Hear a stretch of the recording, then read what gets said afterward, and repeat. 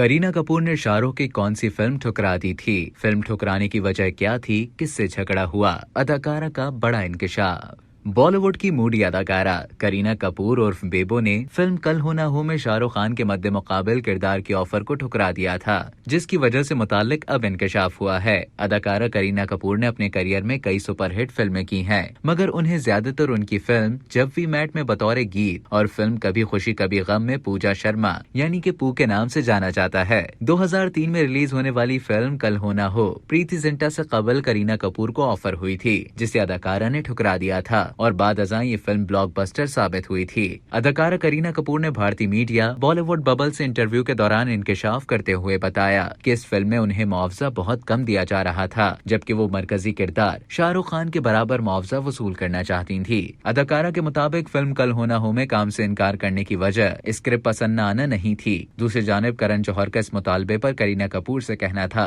कि वो शाहरुख खान से बड़ी अदाकारा नहीं है, इसलिए उन्हें हीरो के बराबर मुआवजा नहीं मिलेगा। करीना कपूर का बताना था कि इसके बाद उनका और करण जौहर का तवील अरसे तक एक दूसरे के साथ झगड़ा भी रहा था और दोनों ने तवील अरसे तक एक दूसरे से बात भी नहीं की थी। दूसरी जानिब इससे मुतालिक एक इंटरव्यू के दौरान फिल्म कल हो ना हो की हीरोइन प्रीति जिंटा का कहना था कि ये फिल्म उनके करियर की सबसे खास फिल्म साबित हुई थी और उन्हें इस बात से कोई फर्क नहीं पड़ता कि उससे कबल ये फिल्म किसे ऑफर हुई। याद रहे कि फिल्म कल हो ना हो 2003 में रिलीज हुई थी, जिसमें प्रीति ने नैना नामी लड़की का किरदार अदा किया था, जबकि उनके हमरा शाहरुख और सैफ अली खान ने मरकजी किरदार निभाए थे। इस फिल्म की हिदायत निखिल एडवाणी ने दी थी, जबकि करण जौहर इस फिल्म के प्रोड्यूसर थे।